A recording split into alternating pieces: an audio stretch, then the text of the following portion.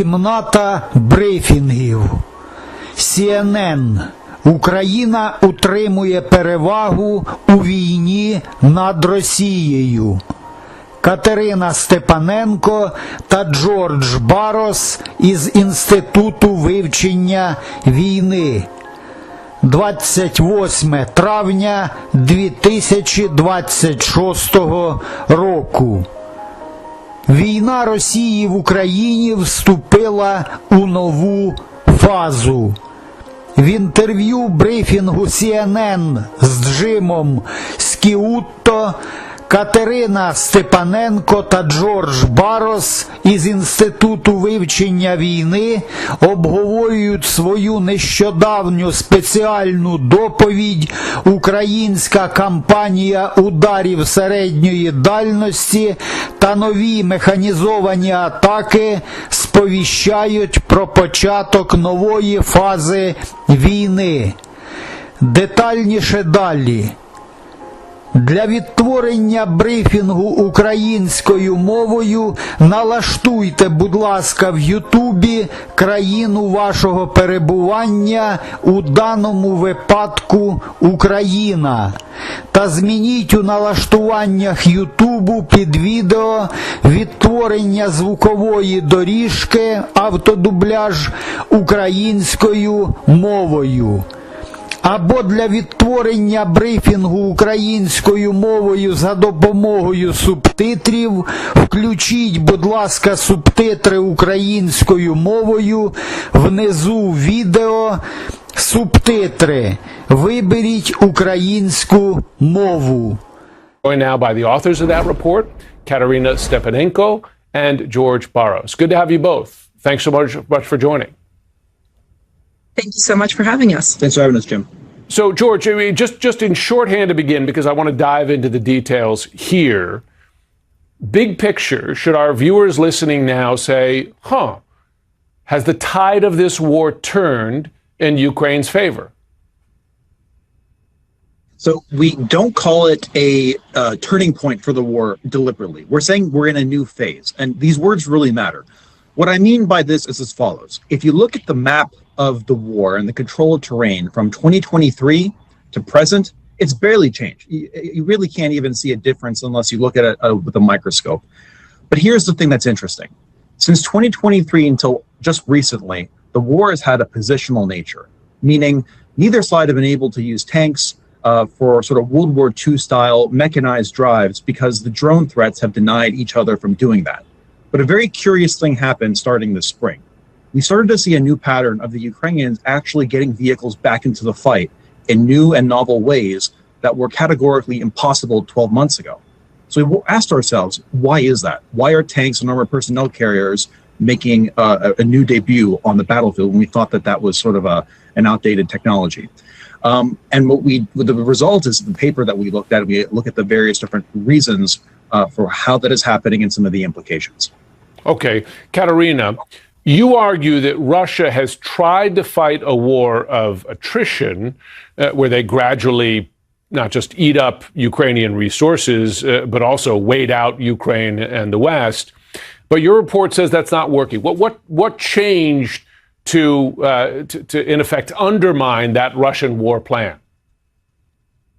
You're exactly right. The Russian theory of victory is that the Kremlin anticipated that it can outlast and out-attrit Ukrainian forces, essentially keeping to push, advancing 100 meters at a time in an effort to paint a picture that they're actually achieving victories on the battlefield. Now, Ukrainians are flipping the script. They found vulnerabilities in Russian infiltration tactics and in the way that the Russians were advancing on the battlefield.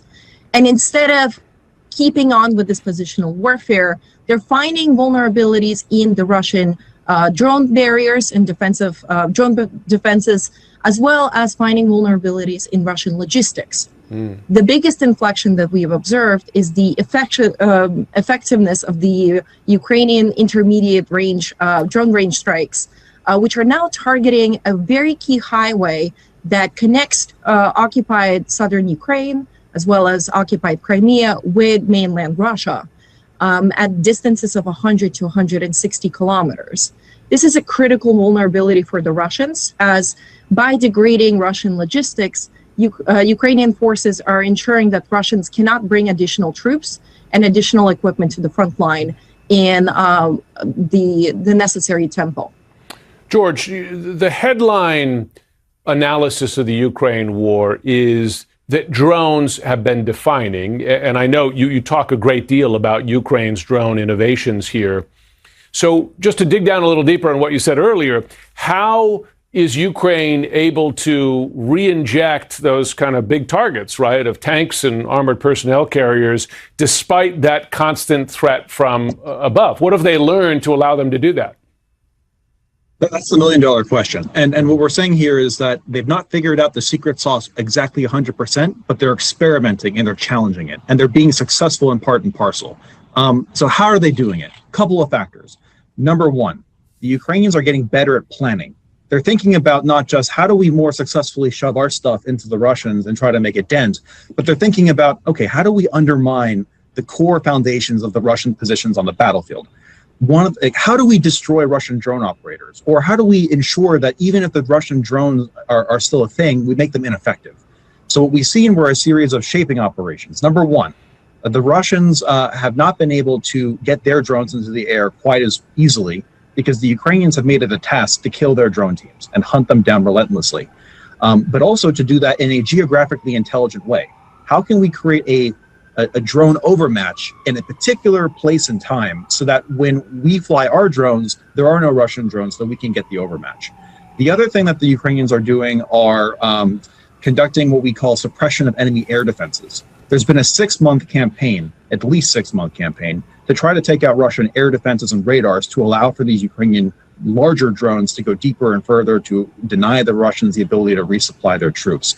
And it's really the art, it's not a science, it's the art of being able to mask these different effects in space and time in geographically vulnerable places to then have a shot at being able to get vehicles back into the fight.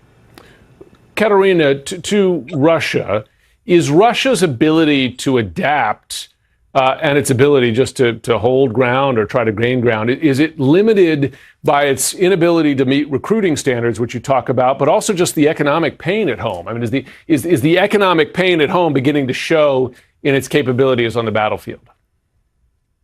Absolutely. We do assess that that is a key factor in why Russia has lost its competitive edge. In 2025, actually in the summer of 2025, Russia did have an advantage in the intermediate drone range strikes because of their Rubicon Center for Advanced Technologies. It's an elite formation of drone operators, engineers, technologists that made it possible for Russia to inflict damages on Ukrainian logistics.